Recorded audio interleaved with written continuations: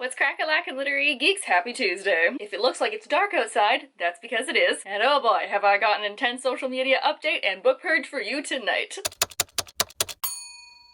First up is a very fun announcement that the WordNerds finally have an Instagram! Woo! I know, everybody and their mother and their cat and their mother's cat has an Instagram now. It's not that exciting to announce, it's whatever. But we all have separate ones, but who's gonna go and follow 7 or 8 or 9 different people, right? We'll keep it all in one. We've named our account WordNerds Vlog, no surprise there. It's going to be a collaborative account where we all post pictures of our reading, our bookshelves, our word counts. Maybe we'll hop on and do some like word sprint type live chat things on IGTV. I will leave the link down below so you can go follow us on Instagram, and it's just, ooh, I'm excited. It's like a new project I get to work on. Speaking of projects, you may notice there are some gaps in my bookshelf that is not very on brand for me. That's because the other night I may or may not have had a couple glasses of wine, and in a state of slight intoxication, I looked at my bookshelf and just went, I need to purge it. I need to do a book purge. It's happening right now and I'm not gonna stop it. So I got real tough with myself because I, on my own channel, have done like 3 or 4 book purges within the last year and a half that have had like over 50 books apiece. That sounds insane, I realize now. I'll leave a link somewhere to go check those out should you so wish. Plus, I actually did film myself getting rid of them, so I'll post that on my own channel soon if you want to follow me on there as well. But today I'm going to actually go through everything that I unhauled because so many gaps. It's wild! So, like I said, because I've done so many book purges, I've gone through multiple states of deciding what to keep on my shelf. Like, first it was just stuff that, like, I hadn't read in a really long time. Then it was stuff that, like, I didn't really need. Then it was a bunch of sequels that I was keeping for no reason because I really only liked the first book. This unhaul, however, this was the... I'm only going to keep it for 2 reasons. A, it made me feel feelings.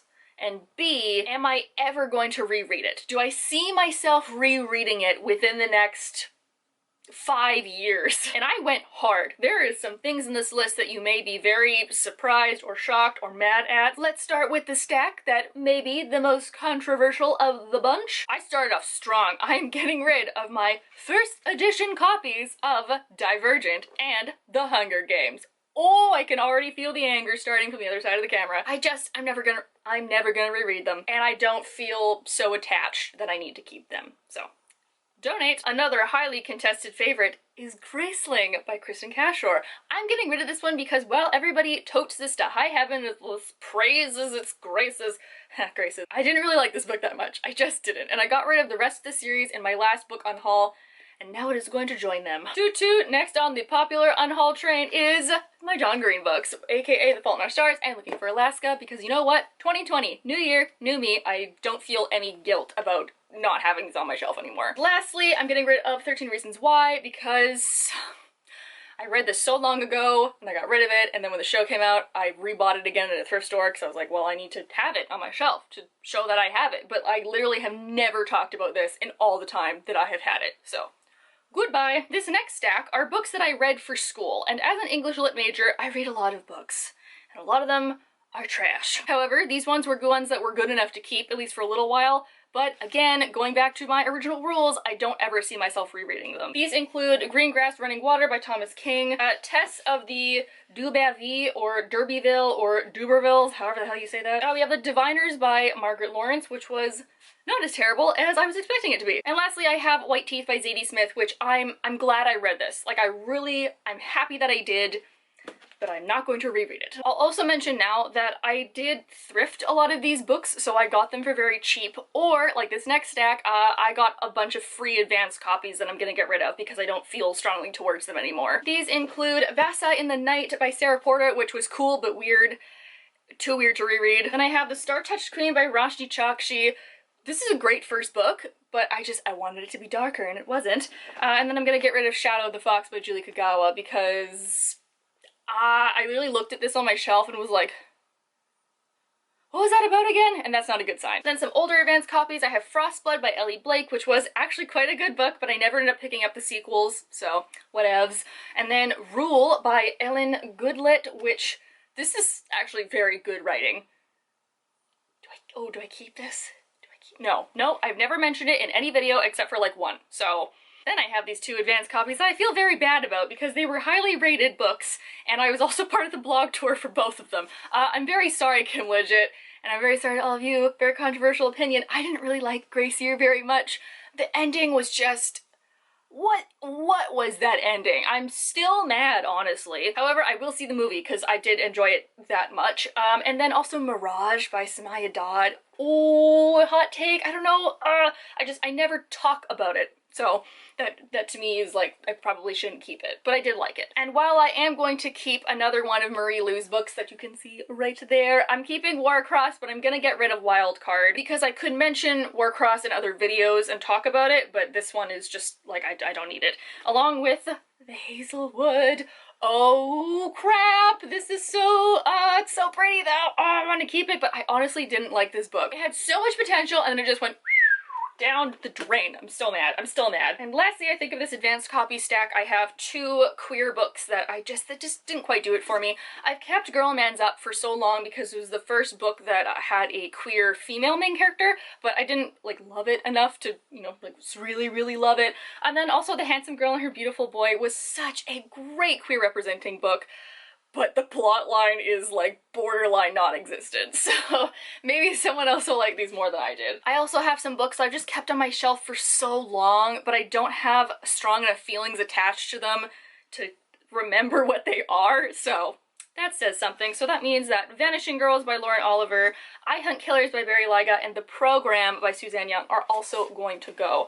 I mean, these are all in great condition. I take wonderful care of my books, thank you very much, so maybe a friend will like them, or maybe I can like trade them in for something else. Alright, then some regular adult fiction. I have The Goblins of Bellwater by Molly Ringle. Black Iris by Leah Rader is definitely not PG-13, and it's really like, oh man, it's crazy. And then Storm Dancer by Jay Kristoff. Look, I love me some Jay Kristoff, I really do, but I just have never felt the urge to pick up the sequels, and I never talk about this book with anybody, so. Ready Player One I'm getting rid of because Ernest Cline is a garbage human, and honestly, one time reading it was enough. And Falling Kingdom by Morgan Rhodes. I feel like I've mentioned this book enough that I don't need to keep it anymore because this is touted as YA Game of Thrones. Incest wasn't cool in Game of Thrones, and it sure isn't cool in a YA setting, so I can't believe I'm saying that. I'm gonna get rid of my Neil Gaiman for Neverwhere, my least favorite Neil Gaiman book, but I kept it because it was cute and pretty, but no, it's gone. Along with Sabriel.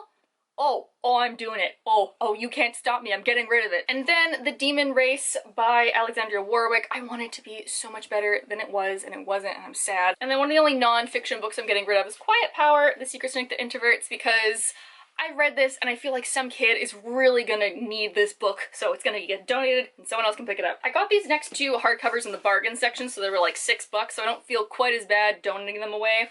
One of them is Things We Know by Heart, which just wasn't cute enough.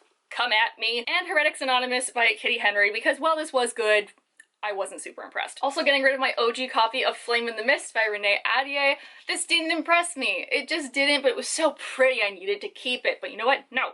2020. Resolution. Getting it off my shelf. One that might surprise some people, because it's still relatively new, is The Bells, because, I don't know, it just didn't tick all my boxes. It didn't do it for me. It didn't quite float the boat all the way, you know? Also, Girl From Everywhere by Heidi Helig. I got rid of the sequels, because the sequels were awful. This one was good, but like, just good. Okay, this one I am still debating. I might just reread it, honestly, and that's Cruel Beauty by Rosamund Hodge. WordNerd Emma loves this book, and fine, you've talked me into it. Oh my goodness, you're so persuasive. Yeah, okay, we'll give this a second shot, I think. And despite having a banging cover, Stormcrow was so boring, so alas, that is going. Then I have A Legacy of Kings, which is a retelling with sort of fantasy of Alexander the Great when he's a teenager, but I learned more about Alexander the Great in my Greek history class, and he was an ass, so I don't like him anymore. Then, Forest of a Thousand Lanterns is also going to go because I forgot this even existed on my shelf, honestly. Finally, we have some hardcovers that are just, oh, they're so beautiful, and I spent so much money on them, but because they're in such good condition, I'm hoping that I can trade them in and afford other books instead to make up for this hole in my heart and on my shelf. One of them being Crown of Wishes by Rashi Chashi. I know, another one which it's good. Like, it's a solid book. She has solid writing, but it's not in my top 10. Then I have The Gateway Through Which They Came by Heather Marie, which I remember when this first came out, I hunted this down, and I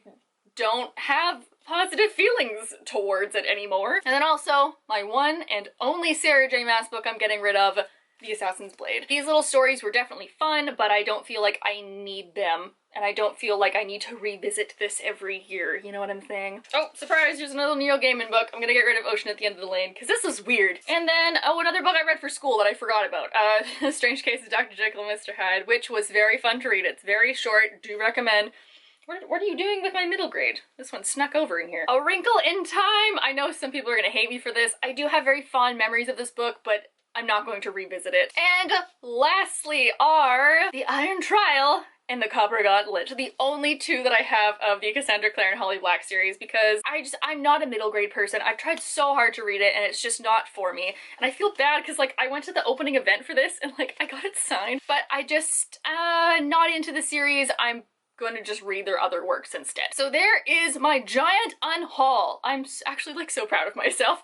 I only second guessed myself once. I need to get rid of things. I need to just kind of cleanse, you know, a little bit every once in a while. Only want ride or dies on my shelf, and it's just getting so cluttered, which is, I know, a very privileged thing to say, and I'm so grateful for the fact that I do have expendable income that I can spend on books, and that my friends and family know that I love books and that will buy them for me, or that I can get super cheap ones thrifting, and that, like, I have good thrift stores, and even that I work with companies that will send me things.